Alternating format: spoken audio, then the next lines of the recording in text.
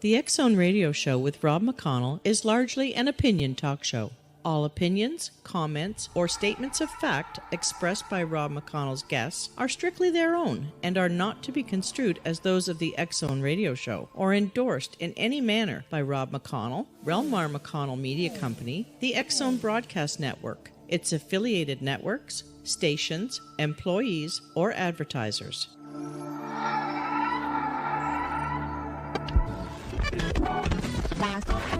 All Hit Radio.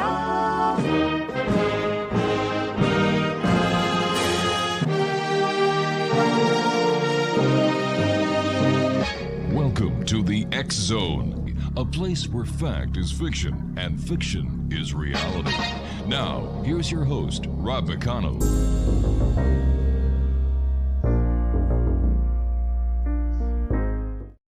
And welcome back to the X Zone, everyone. I am Rob McConnell. We're coming to you from our broadcast center and studios in St. Catharines, Ontario, Canada. If you would like to send me an email, xzone at xzoneradiotv.com, on all social media sites, X-Zone Radio TV. And we're coming to you tonight around the world on Talkstar Radio Network, Mutual Broadcast Network, X-Zone Broadcast Network, and Channel 34 on Simul TV. My guest this hour is a gentleman I've had the pleasure of knowing for a number of years and having him on the show a number of years. And he's one of the, if not the best psychic we've ever had on the show. And of course, I'm talking about our good friend, Mark Anthony. And let's bring Mark on, please, Craig. Mark, welcome back to the X-Zone. How are you, good sir? I'm doing great, Rob. Thanks for having me back. I always love the X Zone, and I want to thank everybody for tuning in tonight. Thanks a lot, Mark. We love having you with us, and congratulations. You were telling me before we went to air 3 awards. Tell us. Yeah, I'm very honored and humbled that my latest book, The Afterlife Frequency, has won three major awards. Wow. It won the Coalition of Visionary Resources Award for Best Book in the Reincarnation, Death, and Grief category. Best Holistic Life, award for Inspirational Book of the Year. And it just won the OMI Award, sponsored by OMTimes and iSpirit Media, as Best Metaphysical Book of the Year. So this is really, for me, I'm speechless, and that's a rare thing. So I want to, for everyone who supported me, thank you so much. I have to ask you, do you miss practicing law? About as much as one would a root canal without anesthesia. Just had to throw that one in there.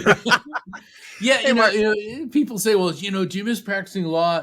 I was a trial lawyer. I believe, based on the feedback and the number of cases that I won, that I was very good at what I did.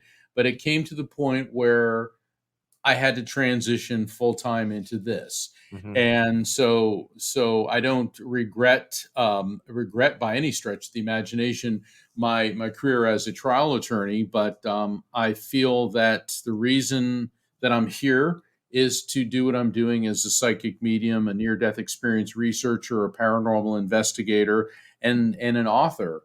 And so that's the focus of my life now. Mark, as a trial lawyer, did you find that your abilities as a psychic came in handy at times? Oh, yeah. yeah, they did. Particularly when I was selecting a jury, I would pick up on things about people. But there's a funny story.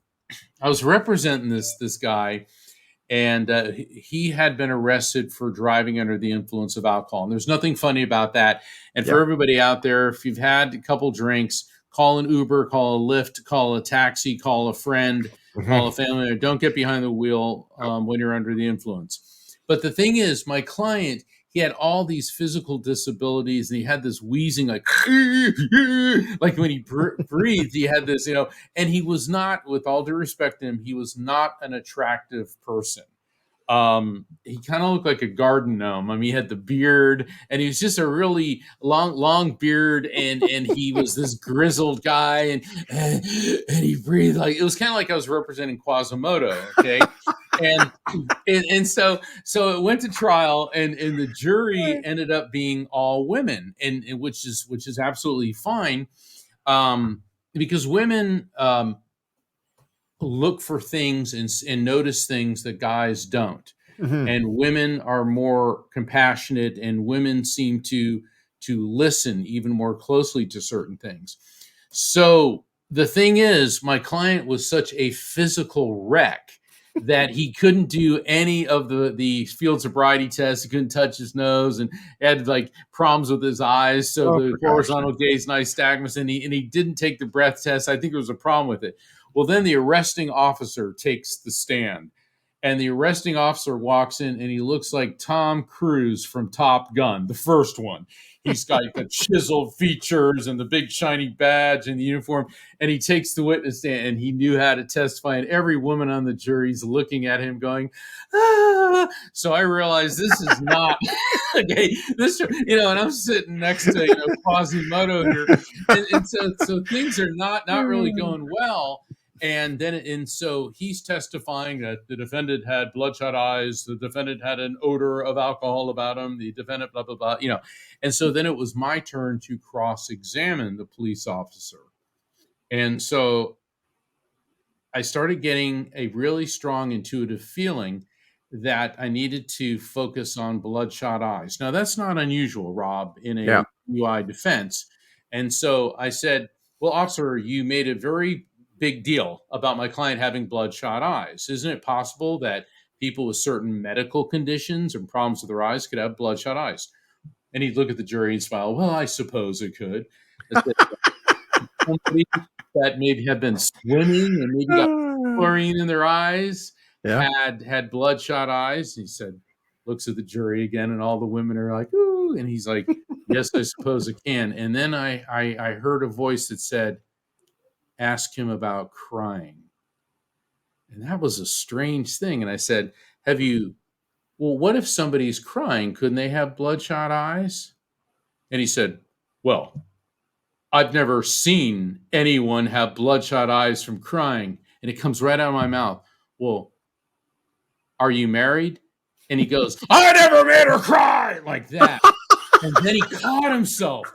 And every woman on the jury he went from Tom Cruise to Count Dracula. They were like, like that, looking at him, And my client's like, yay, And so, and I knew right then and there, no further questions. So I sat down.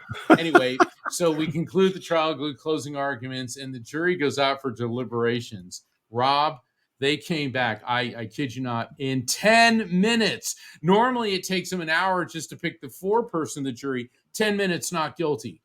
I have never had that because I had an intuitive sense. I felt something that this guy, he was the whole package, the shiny badge, the starched uniform, the Top Gun looks. But beyond that, there was a very dark edge to him.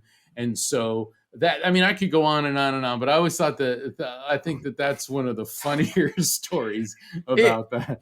It is. And that, I think I'm going to try and book you into the comedy club down in LA with that one. God. Yeah, that was a good one. How was the client after you got him off of the charge? Oh, he was ecstatic. He didn't think he was going to win. We didn't, looking at it. But the thing is, he wasn't guilty.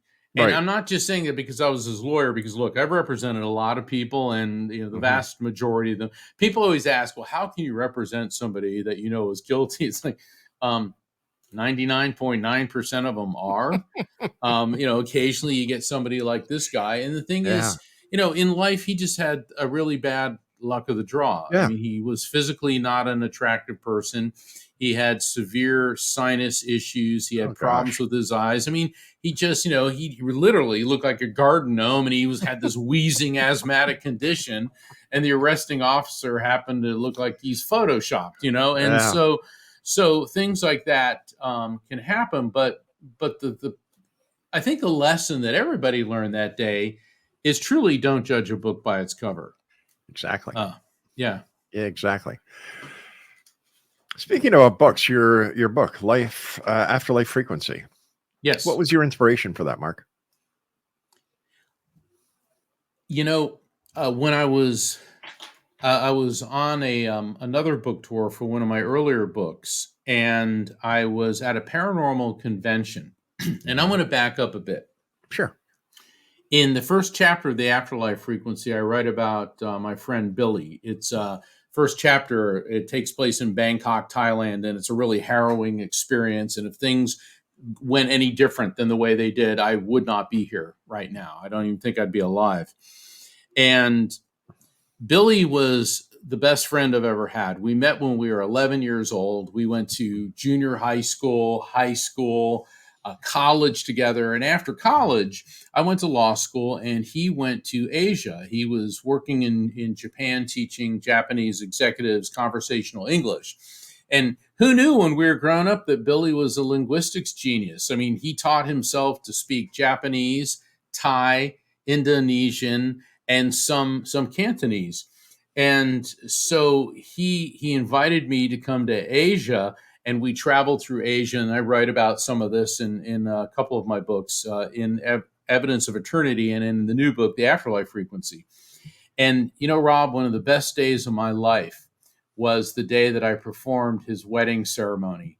He met this awesome woman in Japan, and they had their wedding in Florida, and it was outside at this hotel overlooking the ocean. And, Rob, I was standing up there and I looked out at the audience, and everybody in the world that I loved was there. Oh, my wow. best friend, his wife, whom I love, my parents, his parents, all of the friends that we grew up with from high school, all my fraternity brothers, everybody. It was just one of those shining moments in life. And it really doesn't get better than that. And the sad part is Billy grappled with depression and substance alcohol abuse. And I could go into the lengthy, but our entire lives, we had this ongoing debate that even though we were both raised in the Catholic faith, and I believe in the afterlife, obviously, and Sure. he didn't. And all through Asia, I'd be going to the Buddhist temples and praying with the monks. And, because that's one of the things that I enjoy doing is studying theology and mystical sites. And we had this entire lifetime debate that he would say there is no afterlife, and he'd always say there's no science to prove it. And I said, well, there will be. And the thing is, I argued the other side. And I remember in Asia one time he goes, even though I don't believe in God, you freak me out with that psychic thing because you do stuff. Well, fast forwarding in time, he took his own life. The alcoholism, the depression, caring for a father dying of cancer, a mother with Lord. Alzheimer's. Life just got to be too much. And obviously I was devastated. And about a year and a half after he died, I was on the Never Letting Go. That's my first book, the Never Letting Go tour. And I was speaking at a paranormal conference. It was in Colorado at the Stanley Hotel. And after my event, we're in the convention center. And so I'm sitting at my table and I'm signing books. And my manager, Rocky, she's walking around looking at all the other exhibits. Well, this is a paranormal convention. So a lot of the ghost hunters were there, and they had EVP equipment, K2 meters, and the Spirit Box. And the Spirit Box is a device which is supposed to scan the FM and AM radio frequencies to pick up on voices of spirits. So Rocky is walking by this one exhibit, and this guy named Chris was displaying these. And out of the Spirit Box, she hears, "Get Mark."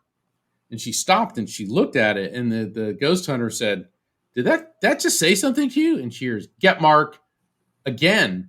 And he goes, "Do you think he means your Mark Anthony?" And so all of a sudden I hear, Mark, get over here. And I look up, and Rocky and Chris are like, "Get over here." And there's this crowd forming. So I get up and I run over. I go, "What?" And when I'm walking up to it, all of a sudden I say, "What?" And before I could say something, Rob, out of this box comes, "Dude." And I stopped and I looked at Rocky, and a tear was rolling down her face. Oh, She goes, "Mark, that voice." And before I could say the name Billy, I hear it say, "Love you, bro," which was the last thing he ever said to me in this world. I remember the last time I saw him, he hugged me, goes, "Love you, bro." And thing is, we're from a surfing culture. He always called me dude and bro, but he said, "Love you, bro." And it was his voice coming out of that thing. And the ghost hunter, the paranormal investigator, said, "This is highly unusual." He said, "First off, it called for Mark. Secondly, both of you positively identified the name." And so I was reeling from that experience. I'm a medium. I'm the one that's used to bringing through information that get. But now it's happening to me, and then it dawned on me, Rob, the atheist, the best friend I ever had, like my brother. He was like my brother, who said there's no science, there's no technology to prove this. He chose technology to communicate to me. And it started the wheels turning. And so I decided I need to write a book that explains the scientific basis for all the different forms of spiritual contact. And all right, Mark, that's what did it. Hate to do this to you, my friend. We've got to take a break. Exo Nation, Mark Anthony is our special guest. He used to be the psychic lawyer, but now he's the psychic explorer. Wow, evolution, even in the world of the paranormal. There you go. www.afterlifefrequency.com is his website. And congratulations once again, Mark, on all the awards. And you deserve it, my friend. We'll be back on the other side of this short break. Don't go away. Welcome back, everyone. Mark Anthony is our special guest, afterlifefrequency.com. And Mark, what is the afterlife frequency?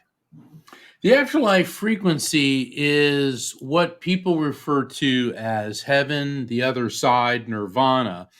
And the way I describe it is that we know that everything's made of molecules. Molecules are made of electrons, protons, neutrons, or atoms that are made of electrons, protons, and neutrons. And the most basic unit that everything is made of is electromagnetic energy, known as a quantum. That's where the term quantum physics comes from.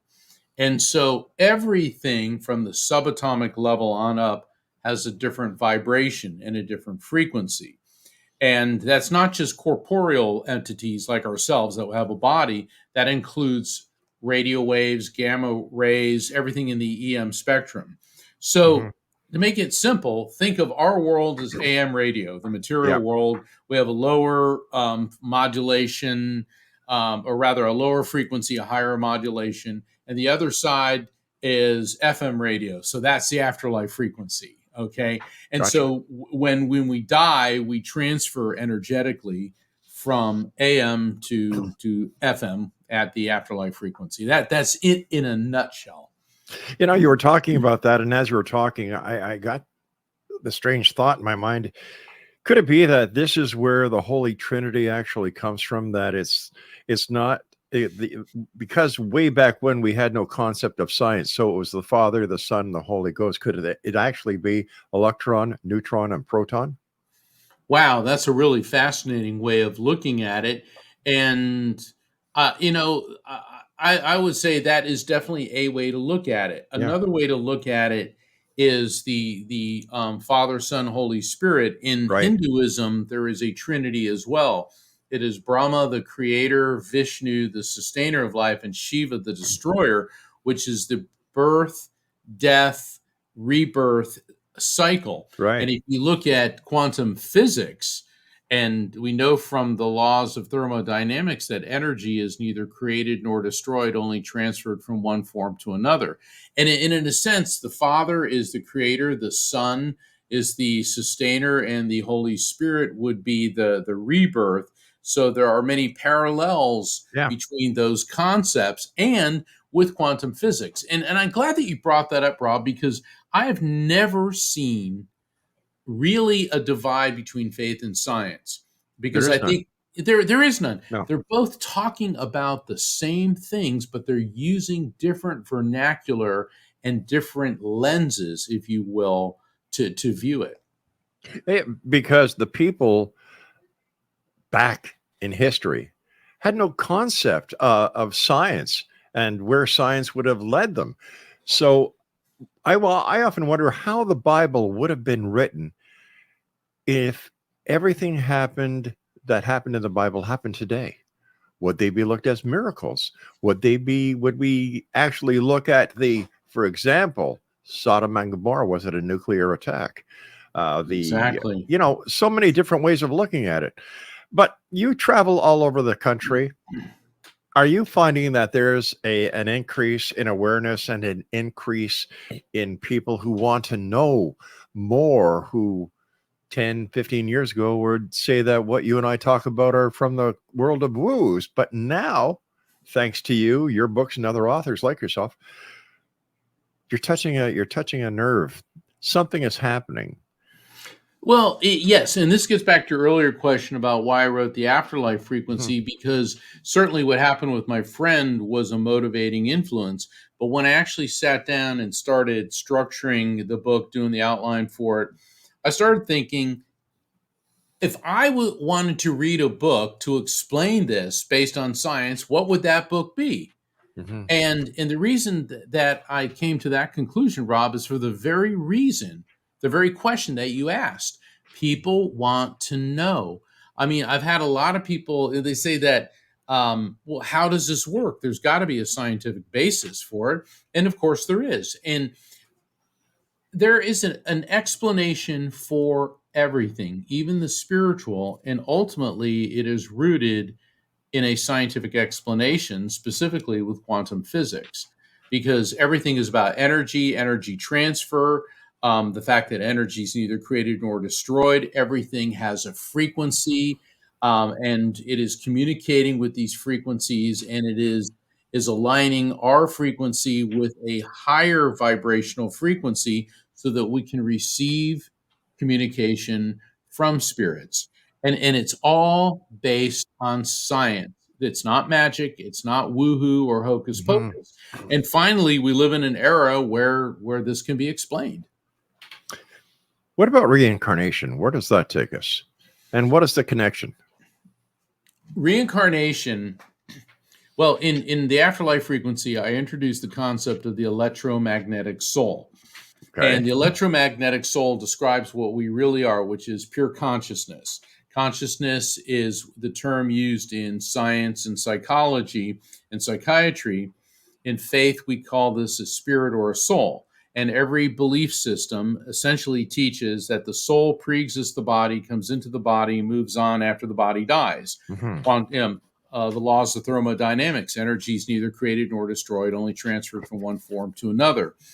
And it's not just my belief, but people in the realm of near-death experience studies, and also the scientists who are studying survival of consciousness beyond physical death. So the energy of our soul comes into the body, moves on. Now we get to energies neither created nor destroyed, only transferred from one form to another. My electromagnetic soul theory explains reincarnation, because when we die, the body dies, but the EMS, the electromagnetic soul, doesn't. And so it leaves and it goes into the afterlife frequency, and then it returns by attaching to a new host, which is a fetus. And so this is the scientific explanation of that. The fascinating thing is when you look at Hinduism and Buddhism, they essentially say the same things, but through their religious explanations. And of course, both of those religions were developed thousands of years ago. So like you said, we now have the science to be able to explain what people of faith have really known all along. What are some of the comments you hear from people that you meet who have read your book? Well, they've generally been very positive. Every now and then, no matter who you are, you're always going to find somebody that wants to pick. And usually they're, and the funny thing is when they start, picking at me, what I like to say is, well, if you ever are able to write a book, please let me know, because then I'll review it. And I'll give you a review on it. Let me tell you, they back off, and it's like, and I don't mean to sound, elitist about it, but my parents taught me, if you don't have something nice to say, don't say anything at all. Yeah. From the good old Walt Disney movie, Bambi. Yeah. Yep. Thumper. Remember that? I do. Thumper's mother says, and what do we? if you can't say nothing nice, don't say nothing at all. You know. Wow, we're showing. Well, I'm showing my age. Yeah, but I'll remember when I was a little kid and I saw Bambi, and when Bambi's mother got shot, and I was probably like 4 years old. I was destroyed. Oh my God. Yeah. But it was traumatic and it was terrifying, but it was also teaching children that people we love die. I mean, That's right. Death is real. Death is real. Why did Grandpa die? Things like that. I mean, look at J.K. Rowling. People look at the Harry Potter books as just for kids, but a lot of adults, in fact, most of the adults I know have read them. And she came out right away and said, there will be deaths. And because children have to confront and deal with death. And certainly in the work that I do, I know that life doesn't end at physical death. And as my dear friend Rhonda Schwartz, she's a fellow medium, I love what she says. We have one life and it's eternal. And so we come in and out of physical existence. We enter the material world, we leave, we go to the afterlife frequency, we come back. And the communication between our world and the afterlife frequency, whether it's through mediumship, a visitation that you may have, like you feel the presence or a dream, a near-death experience, a shared death experience, out-of-body experience, deathbed visions, they occur in the zone between the material world and the afterlife frequency. And I call that the NDE zone. In fact, I'm giving a presentation for Spiritual Awakenings International, which is based out of Canada. Spiritual Awakenings International, June 10th and 11th. And this is an online conference, 33 plus speakers from all over the world, and it's free. And if people go to my website, afterlifefrequency.com, go into the calendar of events, June 10th, you can register, and this is a free event. Wow. And Dr. Yvonne Kaysen, she is a near-death experiencer and afterlife researcher. She assembled all of these speakers from all over the world, and I'm very honored to be one of them. And so I'm presenting the NDE zone, and the subtitle is Connected by the Light from the Cosmic to the Subatomic. And so it'll be a lot of fun, really interesting too. Mark, we've got to go for our break, but I must say life, people fear death. And I think that it's because of people like you and the others who discuss the life after death openly and honestly, that the stigma is starting to be taken away from that experience that we all have, because from the moment we're conceived is the moment we start dying in this physical world of ours. Mark Anthony is our special guest, afterlifefrequency.com, and Mark and I will be back after this short break. Don't go away. And welcome back. If you'd like to listen to any of the past shows of any of the shows here on the network, all you need to do is go to www.xzbn.net. Mark Anthony is our guest, afterlifefrequency.com, and when it comes to near-death experiences, if somebody's dying and they're on their way out, what brings them back, Mark? Instead of having the death, they have the near death. That is such a profound question, and one that we constantly, meaning I'm a member of the International Association for Near-Death Studies, right? And I'm affiliated as well with the Near-Death Experience Research Foundation, NDERF, and we talk about that. And it comes down to this. You were not supposed to die that day. And it appears, based on the thousands of readings that I've done and the spirits that come forward and tell us, to answer this question, there's a day we're coming in and a day we're going out. And let's say, the day you're going out, people say, well, why did he take his own life? Well, maybe he would have died in a car accident that day, or maybe even be struck by a bolt of lightning. I'm not being facetious about this. No, of course not. And so there are circumstances where people get very sick, or they're in an accident, or they drown, or whatever it is. and their electromagnetic soul, their EMS, leaves their body. And I like to say it's like a rubber band. It's like, and it goes right up to that afterlife Yep. frequency. And you encounter spirits of loved ones who've died. You encounter, many people describe the divine power we call God. And there's several circumstances. But inevitably, for those who come back, it is because it is told to them, it is not your time. In fact, my father had 2 near-death experiences, both of them, one when he was 16 and one when he was in his late 20s. And obviously both were way before I was born. And both times he heard the same voice say to him, you have to go back. It's not your time. Wow. The length of time that people have these near-death experiences from those who I've had on the show vary. Some seem to last hours. Others seem to be just, you're not supposed to be here, get back. Right. Why the difference? When we get to the quantum level, and the reason I keep talking about the quantum level, and because my theory about the electromagnetic soul, and obviously I go into much greater detail in the book than we have time for tonight. From the time Einstein developed his theory of relativity, it is believed by quantum physicists all the way up to the present day that time on the quantum level doesn't exist. And that's hard for us to wrap our head around. But when people have an NDE, it may last a few seconds. It may last, several minutes. It can even last longer. But time does not appear to be a factor. In fact, one of the common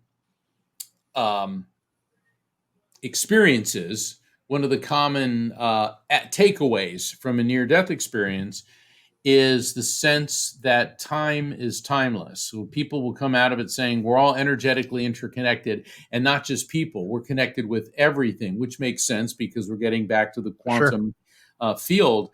But time appears to have no meaning in the way we would think of it. And I find that particularly fascinating when people bring that up. And it's interesting too, because I've seen this in mediumship readings. For example, I was doing a reading for this woman, and it was on the phone, and her mother spirit came through and started talking about a 7-year-old boy in this world, alive in this world, who's having a problem with his eyes and that she needs to get him to the eye doctor. And my client said, well, I don't have any children, but my sister has a 7-year-old boy, and I'm very close to my nephew, very close to my sister, and he's been complaining about his eyes lately. Wow. I said, okay, get him to the eye doctor. And the funny thing, Rob, is the spirit said to me right after that is, I start hearing Little Richard singing, Tutti Frutti, ah, Rudy, Tutti Frutti. So I'm telling her this, and she goes, Mark, that makes absolutely no sense. She goes, I know who Little Richard was, but I'm not a fan. I've heard the song, but makes no sense. I go, look, that's what I'm getting. All right. 2 weeks later, I get an email from her, and she said, Mark, you're not going to believe this. And I always like when I get those emails. She said, I called my sister and and told her about this. And she said, well, then we're making an appointment and taking my boy to the eye doctor. She said, I accompanied my sister and her 7-year-old son to the eye doctor. And the second we walked into the doctor's office, on the radio, it started playing Tutti Frutti, Ah, Rudy by Little Oh Richard. my gosh. Yeah. Well, now let's examine this. Okay. Electromagnetic soul. The soul is pure electromagnetic energy. So spirits can come through and they can tell us about medical issues that we're having. So the EMS of this grandmother knew that her grandson had problems with his eyes and he needed glasses. So she was giving the message through me to make sure that he would be taken there. And because there is no time on the quantum level, spirits can perceive what you and I call the future. And radio waves are another form of electromagnetic energy. Yeah. So to guarantee that they were doing the right thing and were in the right time at the right place, she gave us the song that was going to be playing the second they walked in. Now, people say, oh, well, that's a coincidence. Really? Well, for those of you who say that is a coincidence, figure out the odds of that particular song playing at that particular instant out of the millions of songs that exist. I think we're well past 1 billion to 1. Oh, and to even go further, that channel had to be playing on that doctor's radio station at that time. Yeah. Exactly. And so that's why when I look at things like that which happen, I start analyzing, because at first it's like, oh, that's really great. Then I realize, wait a second, radio waves, electromagnetic energy, theory of relativity, that on the quantum electromagnetic level, there is no time. So this is how the spirit was providing validation. So I love when things like that happen, and that bolsters my electromagnetic soul theory. Plus, there have been 2 major discoveries in the last year that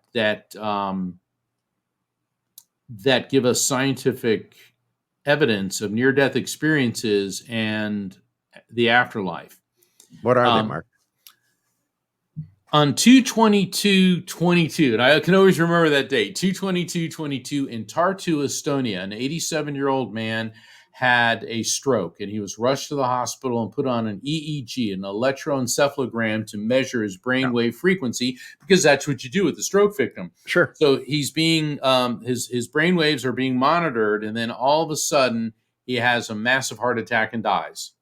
And this is the first time in history that a human being died while an EEG was being administered. We have 5 different brainwave frequencies: gamma, alpha, theta, gamma, beta, alpha, theta, and delta. Gamma is ultra high functioning. Beta is activities of daily living, like what we're doing now. Alpha is when you relax, daydream, meditate. Theta is deep sleep. Delta is very little brainwave activity, but that's when you heal and fight infections and cellular regeneration. All 5 brainwave frequencies surged off the charts at the moment of death. And doctors around the world were mystified by this. And they said, this appears that there was a surge of energy leaving his brain at the time, which would tie into near-death experience and the possibility of continuity of life. But now it gets even better. So by November of 2022, a study came out from the Grossberg Center at New York University, the Grossman Center, of a couple hundred people. I think it was almost 500 different people, and at 25 different hospitals in the US and the UK. It was a CPR, cardiopulmonary resuscitation study. And so people who were in the hospital and they were going through CPR, they had EEGs put on them. And with CPR, the people would many times flatline, but then they're resuscitated. So it's a bit different than the guy in Estonia. Here's the thing. Everyone that flatlined, everyone that died, but then was resuscitated, all 5 brainwave frequencies surged off the charts. And 20% of them came back with a near-death experience of going through the tunnel, into the light, meeting the relatives, veridical perception, things that were happening in rooms in the hospital around them, hearing conversations. And so this has been heavily analyzed. And basically, the lead scientist, Sam Parnia, said, this appears to be scientific evidence that consciousness survives physical death. Now, he said, we don't know how long it survives because all of them came back. Now, I'm going to take this a step further. I think both of these, the study at NYU and the incident in Estonia, I think those both help to substantiate my electromagnetic soul theory, because that's what I've been saying. And it's a bummer that those studies came out after my book came out, because I would have loved to have included them. Of course, they'll probably be in the next book. And there's other studies. There's other studies underway. Mark, as always, time flies by when you're with us, my friend. First of all, again, congratulations on all your success. It's always great speaking with you, Mark. what's next for you? You've got something on, what's the date of the event in June? June 10th and 11th. That is Okay. Spiritual Awakenings International. And I'm inviting everybody here to please sign up for my newsletter by visiting afterlifefrequency.com. It's the same as my book. I just happen to have a copy here. But to make things easy, afterlifefrequency.com. And you can sign up for my newsletter, find out about signing up for a reading. I've got a number of online events and summits coming up on grieving and in different aspects. A lot of them are free. And also you can find out about the next time I'll be back here on the X Zone. So Mark, you always have an you. open invitation. So take care of yourself, my friend. Safe travels. Thank you. I look forward to the next time you and I meet here in the X Zone. Thanks, Rob. It's always great being here. Blessings to you, my friend. X Zone Nation, the one and only Mark Anthony. The name of the his new book is The Afterlife Frequency. The website is afterlifefrequency.com. I'll be back on the other side of this commercial break with the news as the X Zone continues with yours truly, Rob McConnell, from our broadcast center and studios here in St. Catharines, Ontario, Canada. If you'd like to send me an email, xzone@xzoneradiotv.com. It's the same email address that I've had for the past 34 years. 34 years of broadcasting each and every night. Thanks to you, the members of the X Zone Nation. Don't go away. We'll be right back.